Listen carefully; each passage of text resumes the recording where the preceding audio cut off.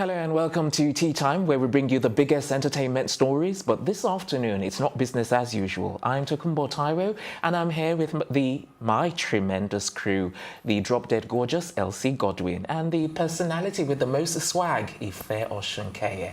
Hi, guys. Hello. You were not expecting... Yeah. You guys weren't expecting that. Yeah. Well, we have a guest. So we have to do about best behavior. Yes. We are being cool. But Elsie, you've been asking for this for so long, and you are to say you were not expecting that. You know why? Why? You know why. All right. I do. All right, so without beating about the bush, as mentioned earlier, it's not business as usual today. We have a studio guest, and he's been writing from a very young age. He's an author, not just any author, with 2 novels, Golden Sands and The Captivating Guardians of the Seal to his name. He's one of Okada Books' top-selling authors. He has also published an illustrated children's book, The Rat Race. One of his short stories, Saving the King, was actually adapted as a short film in 2014. He's been a blogger for 3 years and with over 16,000 followers on Twitter. Ladies and gentlemen, allow me to introduce the talented, the tenacious, prolific writer Tunde Leye. Are you blushing? Are you clapping for yourself? That's an interesting intro. I tell you, it didn't sound like he was talking about me. I thought it was someone else for me. Yeah, I was looking around. Okay, so let's start with your writing, how it actually started for you, because I understand that, you know, at some point in time you dabbled or you were into music and then all of a sudden, so, you know, tell us how the whole writing thing started. I think for me, like I always say, writing flowed naturally. You know, I used to read a lot from when I was a kid. So writing just flowed naturally from that reading. I really started writing service here because I was bored. I served in Yobe. And it felt like the backside of, of the world. And I was lecturing in a polytechnic. And so I had a lot of time on my hands. And I took to writing just to fill the time. And in fact, Golden Sands was set in Yobe. A good chunk of it was set in Yobe. Okay. So that's really how writing started before I came back to Lagos and continued doing it and published the children's book first. I learned some lessons on that one. And then I started blogging. And when you started the children's book, did you think that would be easier to start with? Was that the reason why you started with the children's book? Now that I think about it, I think that it was because the children's books will usually be shorter, so it was the easiest way to exercise my writing muscle. Okay. But if I think about it today, children's books are harder to sell, harder to put out there. But it was the easiest way to exercise my writing muscle at that time, and it was the story I had. One of the things I say consistently as a writer is that you write the story that you have at the time that you have it. Not try to write what the audience or crowd expects you to write, but write the story that you have, be authentic to the story you have. And that's really what I've done over time. Okay, let me just quickly clarify before my other co-anchors, you know, ask, because I know they have 1,000,001 questions they want to ask you. So let me just quickly clarify, because, you know, you said one of the things that made you start writing was, should I say boredom? I mean, I had time on my hands. Okay. But you know, when people write, you know, why didn't you keep a journal? Why didn't you, you know, keep a diary? Why didn't you, you know, do poems? Why was it writing? I've always loved reading. I mean, I read Tolkien's books, Lord of the Rings at 9. Okay. So I've always loved reading. I would save up to buy books. So I think for me it was natural. Okay. At that time, I was more into music than writing. I used to sing and all that. Wow. But I was in Yobe. There was nowhere to sing. Oh, I see. And So then, writing is the thing you can do as a solitary vocation. You're just on your own, and you write. okay. Was there a book that inspired you so much that you thought, okay, you want to actually, because I know some writers have said that, okay, there was a particular book that inspired them so much because they like the author's writing skill and they like the storyline and how the person, you know, painted each character. Was there anything like that in your life? I think for me it was a series of influences. Okay. So, like I said, Tolkien, I'm a big J.R.R. Tolkien fan, Lord of the Rings, Silmarillion and all of that. I did that. But I also did a lot of African literature as well. So I read Dio Fagunwa's books in Yoruba, for that matter. Wow. I read Achebe, I read Elechi Amadi, I read Cyprian Quincy and all of those African guys. And even further down, I read the Pacesetter series. Okay. And then I read this Adele and Naughty Little Brother. I'm not even sure who wrote it again. I read Kola Arel's books, Collie the Superstar, and all of those books. So I think it was a culmination of all of those influences, so to say, that made my writing. So if you read my writing today, you will find elements of each of these types of people in the writing. Okay. Yeah. So All right. how profitable would you say being a writer in Nigeria is? That's an interesting question. Profitable, I approach it in two ways. There's being a writer, and then there's being a publisher. I publish my books myself. I have a publishing firm. As a writer, maybe not as profitable as you would want, but as a publisher, because I also publish, I'm able to make it profitable, because that's purely business. Where you print, how you distribute, what margins you charge, and all of those. So there's the creative part of writing, and there's the business of writing. For a lot of writers focus on the creative part of writing, which is great, and then outsource the business part of writing to the publishers, to the agents. What I have done in Nigeria, what you find is a lot of writers are waiting at the shores.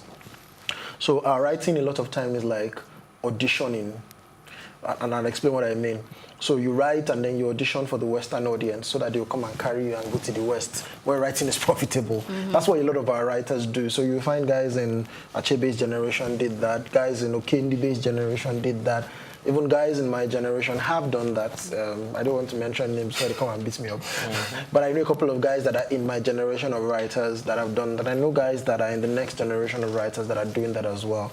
What I'm trying to do is to show that it's possible to stay here and build a writing career that will be profitable and that will still reach the rest of the world. Okay. It's not an audition to be taken to the West. Okay. All right. Before we ask you the next question, because I'm sure our co-anchor here, Ife, would like to ask you a question or two. But before he does, we'll take a quick break. When we return, we'll be continuing in our conversation with author and blogger Tunde Leye. We'll be right back.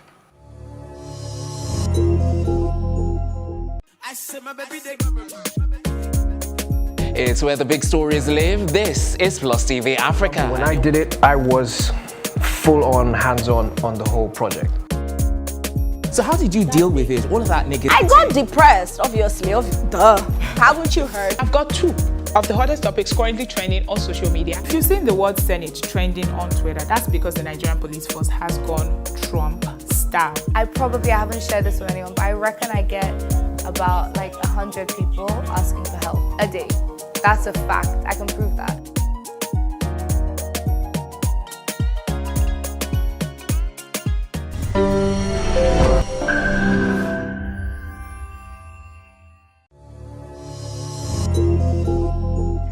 Welcome back. You're watching Tea Time right here on Plus TV Africa. Next up is a continuation of our conversation with author Tunde Leye. So before the break, Ife, you were going to ask? Well, still on the question Elsie asked you, and based on your response, what does literary success look like to you? Okay. How would I define this? So, first, think about the story. I think writing the story in book and the book selling and people reading the story. So you sell a lot of copies. That's one angle of it. But also the impact of the story. So, for example, my latest book, Afonja, delves into Oyo history.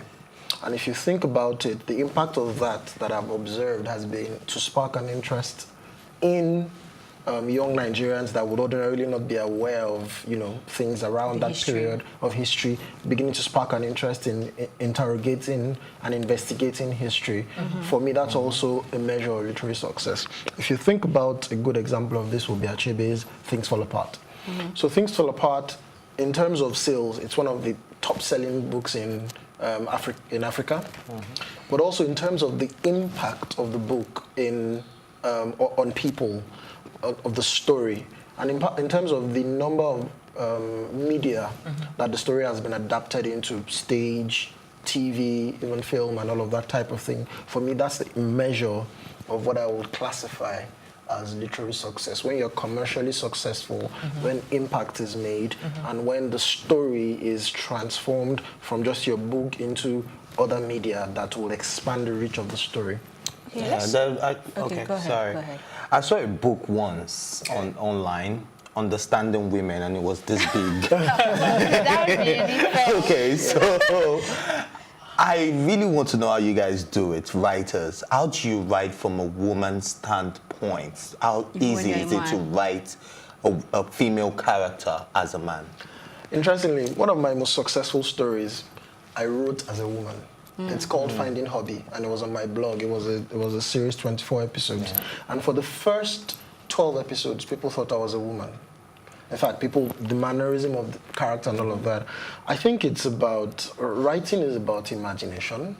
And writing is about, I think the gift that humans have that nothing else has is the ability to imagine things. Even if you've not experienced something, if you've not gone to Paris, but if you can imagine what Paris is like, and you can, so it's the same way. I think once you can engage your imagination properly, and once you do your research properly, writing is creative, but writing is also requires you to do some work, and that work is in your research. You know, sometimes you're writing a story, and you want to say something about hair. Let's say I'm writing as a woman, and I want to say something about hair, and I realize, how does it feel to wear a wig? For example, I've not worn a wig except at office costume parties. So I really don't know how it feels to wear a wig. So if I wanted to write about how it feels to wear a wig, I would either need to ask someone or wear a wig for a day or watch videos about what it feels like. That's what it talks about research. So that when you're writing, it feels authentic. That's really what it is. You need to research. I wrote about guns in one of my stories.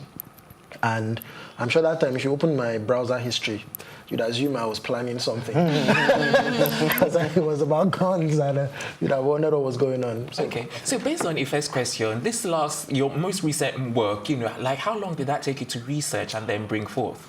this was particularly grueling because it took 3 years. Okay. 3 years of constant research, of looking for obscure papers, of going to places, going to, a place called Igboho, which I'm sure none of you have been to. I haven't. I'm sure you don't even know where that is. No. And talking to people that are unable to even speak English, because I was trying to get oral history, and that is not available in many sources. But even obscure papers, professors that their papers are not even online, so you have to physically go to them, and they show you the papers. You have to practically do this. That was how much research went into this. And when you read the story, you find how that makes it authentic. Because I'll give you an example. If I wanted to say something like this expression, I wanted to say be focused. If I said the person that chases 2 mice will catch none, that's an authentic way of saying be focused. Mm-hmm. But that's not authentic to the time that this book was written, setting. So there's a different way they would have said be focused in a proverb in that time. And I needed to find how they said that and say it in that way. Because there was no experience of mice in Yoruba land in that period of time. That's what I'm saying. So the nuances. So Elsie, before Ife was going to ask, you were going to ask something. Okay, I'm going to talk about the emergence of technology in book distribution. You were a blogger for a while. That was part of your journey. Sure. And now we have the advent of Okada Books and other apps that people are leveraging on right now. I mean, you're one of their best authors right now. So how do you think these platforms are working out right now? We have the conversation of e-books kicking out the hard copy. What do you think about that conversation? First, nobody's kicking anything out. Okay. So there are people that would always buy hard copies, there are people that would always buy e-books, and there are people that don't really care. Just give me a story and let me read. Having said that, I think the biggest thing that technology has done is to, as in other things, democratize things. So I can sit in the corner of my house. I remember when I was writing Finding Hobby and I racked up 2 million views. I used to do it on my laptop in my house. I used to live in Shomolu then, and just do it. And people were reading from all over the world. That would be impossible without the advent of technology. One of the biggest things in literature is that there are gatekeepers, people that will say this book is not good enough to go out. But before technology, those gatekeepers would have probably some of the books that have done best recently. A good example is 50 Shades of Grey? 40 Shades. 50 Shades. 50 Shades, okay. That book would never have been published if there was no technology to help the lady bring the book out and allow people to read it and say, oh, we like this book, and then rack up 40 million copies in sales. It's the same. So what technology does in essence is democratize and let the reader decide what book is good or not. Before now, what you would have had is the gatekeepers would have determined what book is good or not. All right, we're out of time, but before I go, let me ask you a yes or a very, a question that requires just a short answer. Based on the last question that Elsie asked you, and based on you talking about technology, I just wanted to ask, if you feel, because some people have said that the world is coming to a place where it's going to be a paperless society at some point in the future. Do you believe that? I don't think so. Okay, all right. On that note, we're going to end the show.